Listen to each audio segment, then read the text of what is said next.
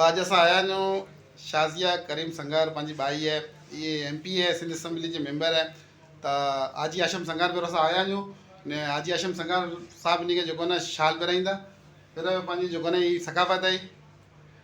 अच्छा ऐं थोरी खनि ॻाल्हि अॻियां करे न पोइ इन खे तासुरात ॾींदोसीं कि हिते जॾहिं असां आयासीं त असांखे हिते मिलिया ईअं जेको आहे न इन शोर जीअं अब्दुल करीम संगार भाउ।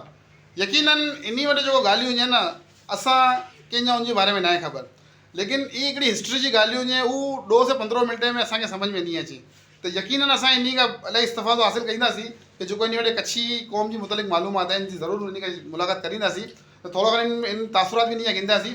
त हाजी आशम भाई पूरो चवणु चाहींदा ने हिकिड़ी ॿी बि ॻाल्हि चवंदी आहे कि पूरी कमेटी मौजूदु आहे, जेको इंतिज़ामिया आहे उन जेको ही पंहिंजा वॾा जीअं अब्दुल रज़ाक संगार भाउ ई पूरो इंतिज़ामात खे संभाले रहिया आहिनि।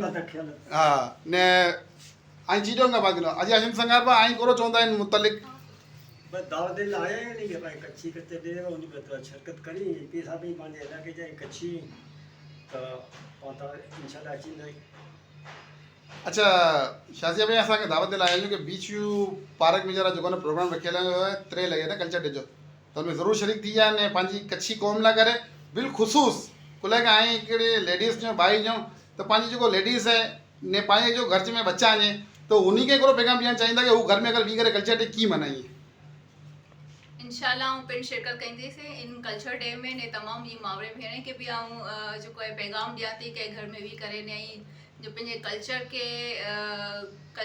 डे के इनके सेलिब्रेट कयो जिन तरीक़े से पाण पंहिंजे सूबे जे कल्चर डे के मल्हायूं था, जिन तरीक़े से पाण पंहिंजे सूबे जे कल्चर के मल्हायूं था, जिन तरीक़े से पाण पंहिंजे पाकिस्तान डे सेलिब्रेशन कयूं था त पाण पंहिंजे कच्छी कल्चर डे के भी इन्हीं तरीक़े से सेलिब्रेट कंदासीं ताकि पंहिंजी अचे वारी नस्ल के भी ख़बर पए कि आया पंहिंजो कल्चर छा आहे। ये एक गाल में खड़ी आई कच्चे दी दावत असेंबली में मिली के दावत दीना था।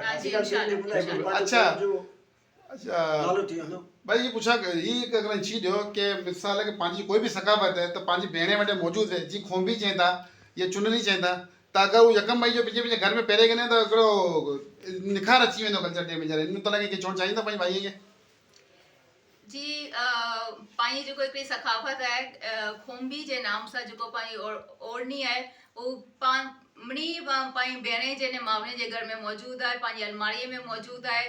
त आउं दरख़्वास्त कयां थी कि उन ॾींहुं जेको आहे उहो चुनरी जो इस्तेमालु कयो ताकि पंहिंजो जेको कल्चर आहे पंहिंजे अॻियां नस्ल खे पुॼे। इलाही बहितरीनु ॻाल्हि कयां भाई। अच्छा करीम भाउ आई हिकिड़ो पैगाम ॾियणु चाहींदा, आंजी ॻाल्हियूं असांखे इलाही ख़ासियूं लॻियूं त आई हिकिड़ो अहिड़ो मुख़्तसर में हिकिड़ो जामे पैगाम ॾियो कि जेको पंहिंजी कच्छी क़ौम खे सम्झ में अचे। जी महिरबानी ऐं ॿिनी दोस्तनि जी जेको आहे आया हेॾा असांखे दावत ॾिना। कच्छी कल्चर जी कराची में ऐं पूरे मुल्क में मुंहिंजे ख़्याल सां तक़रीबन इलाक़ाई समाजी ऐं क़ौमी लेवल ते जेको सकाफ़ती ॾींहुं मल्हाया था वञे। कच्छी कल्चर डे बि हिकिड़ो इलाक़ाई लेवल ते जेको आहे हिकिड़ी कम्यूनिटी खे यकजा करे जो हिकिड़ी जॻह ते हिकिड़ी प्लेटफॉर्म ते यकजा करे जी हिकिड़ी काविश आहे जेको ऐं करे रहिया आहियो हू क़ाबिल तहसीन आहे।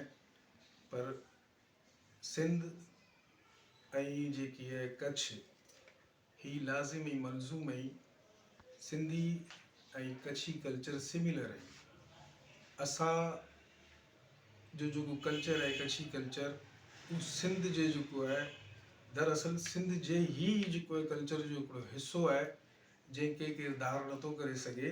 अलबत्ता असां इलाक़ाई लेवल ते असां पंहिंजी जेको आहे कम्यूनिटी खे यकजा करे लाइ करे हीअ असांजी हिकिड़ी बहितरीनु काविश आहे जंहिं मुंहिंजा जेको आहे असांजी मावरूं भेणूं असांजो नौजवान असांजा दोस्त सभु जेको आहे हिकिड़ी जॻह ते जेको विनिंग डिसाइड थियो आहे बीच व्यू पार्क क्लिफ्टन ते उनमें असां मिड़े भेरा थींदासीं ऐं बि भेरो हूंदोसीं ऐं मिड़े भेरा हूंदा असां इंशाल्लाह जेको वॾा पंहिंजो कच्छी कल्चर डे जेको आहे सेलिब्रेट कंदासीं। इलाही बहितरीनु ॻाल्हि कया करीम भाउ। जेको हीअ ॻाल्हि जेको सम्झे जी बि न कि हेॾा कोई तक़सीम जी ॻाल्हि न हले थी। ॻाल्हि इहा कि असां सिंध में रहूं था, कच्छी आहियूं त हिकिड़ी सकाफ़त आहे त असां सकाफ़त खे पेश करे ने जमा थियणु चाहियूं था ने सिंध जेको आहे न असांजी धरती आहे, सिंध असांजी माउ आहे त बिल्कुलु सिंधी बि असांजे भाउ आहिनि न त असां ई पैगाम ॾिना आहियूं। त अॻे हीअ वीडियो ख़ासी लॻी वे त ज़रूरु हिनखे शेयर करिए। शुक्रिया।